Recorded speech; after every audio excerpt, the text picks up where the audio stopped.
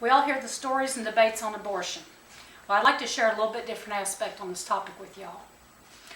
I was raised in a home with one man, my grandfather, for a short time. He wasn't the nicest man. My mother worked in a factory all her life, so my grandma actually did the raising and the correcting of me.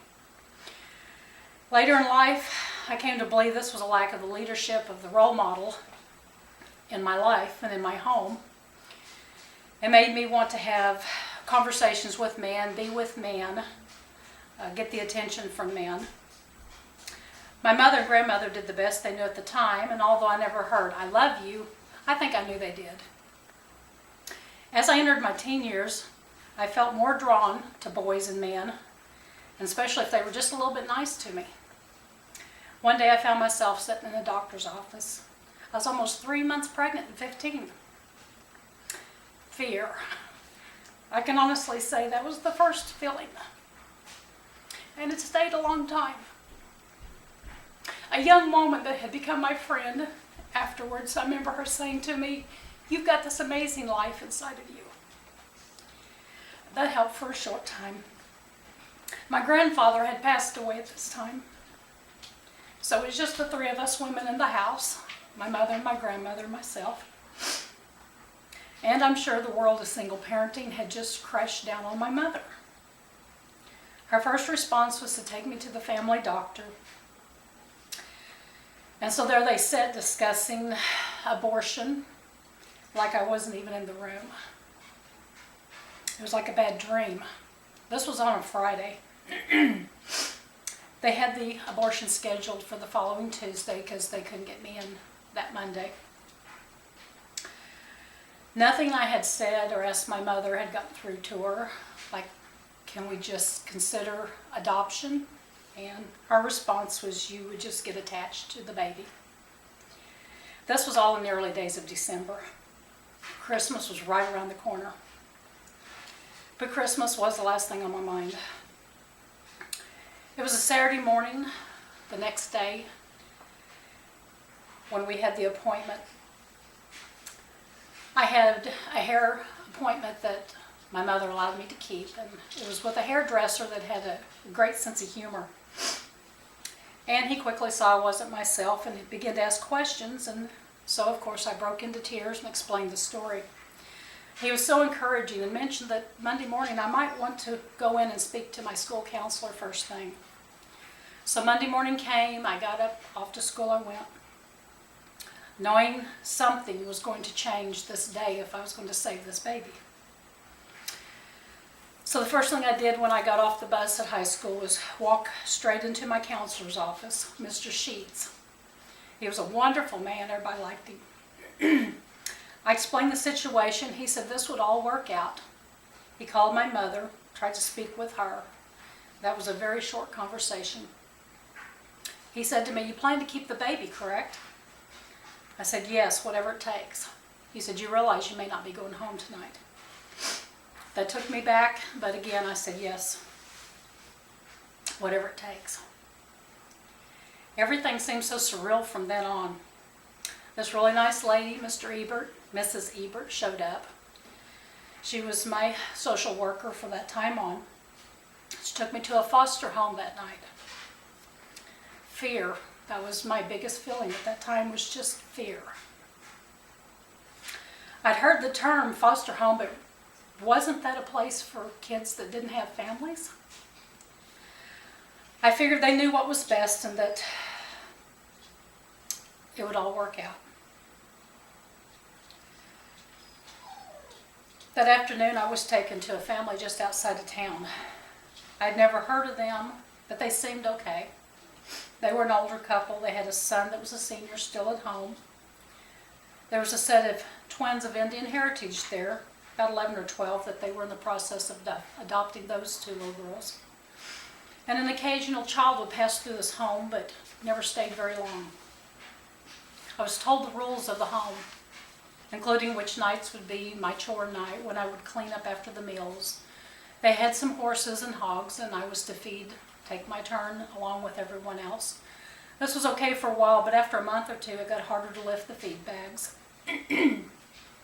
The lady at the home was constantly telling me that I should place my baby up for adoption, that I could never raise it properly, and I did consider that. I tried to take all advice from adults to heart. I knew she was right, but there was just something not quite right about the situation. Mrs. Ebert, my social worker, came by often, visiting with me, and evidently she picked up on some things just through our discussions that I never really said. Meanwhile, I don't want you to think my entire family had turned their back on me. Word got through the family grapevine. I have several aunts and uncles, some of who live near, and a couple of my aunts took turns picking me up on the weekends. My social worker says as long as things went smoothly, that would be fine and the best. So I spent weekends at their homes. Also, my granny came to see me often. We never really spoke about Mom.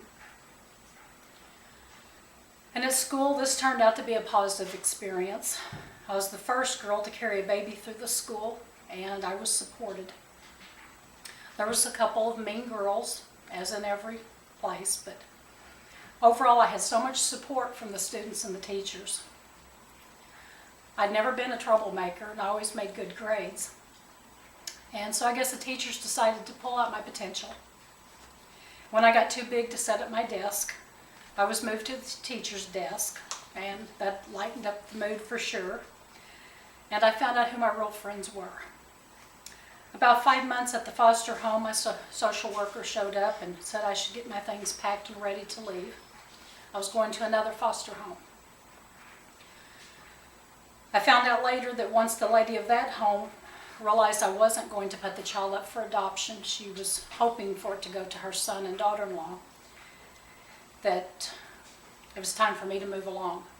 I was 7 months alone at that time. Foster home number 2. What a positive experience.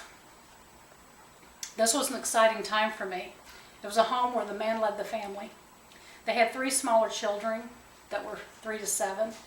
The first thing Mr. Rao did was sit down, tell me the rules of the home, along with his wife. I would be allowed to get my license, which I had not been allowed at the previous foster home, because as he said, what if something happened to the baby and no one was here? You needed to get him to the doctor. And a part of the check they would receive from my care would go into an account for me later, which a check, I didn't realize there was a check to take care of me. I'd only had 2 maternity outfits at this time that my aunts bought. But the new foster home, they took me and immediately made sure I had all my personal needs that I needed. I didn't know how, but I knew I was keeping this baby. I'd learned so much from my teachers and my aunts, my social worker. I had a great support network. The Rows were the normal family I'd never had. Mr. Rao was the father figure that I'd never had, and they were wonderful to me. Then the day came for the precious baby to come into the world. It was a long labor, and I'm sure that the hospital was glad when it was over, because I had 5 mother hands fawning over me, rubbing my back, and just being great. 1 was my foster mother, Mrs. Rao. 3 was my aunts. The other was my music teacher from school who volunteered on the side, bringing trays to the patients. And of course, Mrs. Ebert, my social worker, came to check on me. I had been with the Rows for over 2 months now. It was July. My baby boy and I went back home with them. Mrs. Rao was a stay-at-home mom, so she kept the baby once school started again. Mr. Rao told me that adding to the new rules, I would be allowed a weekend out with my friends, because as he said, we don't want you to start feeling ill toward the baby. You're still a child yourself. But a lot of the time, I took the baby with me. He was the hit of my class.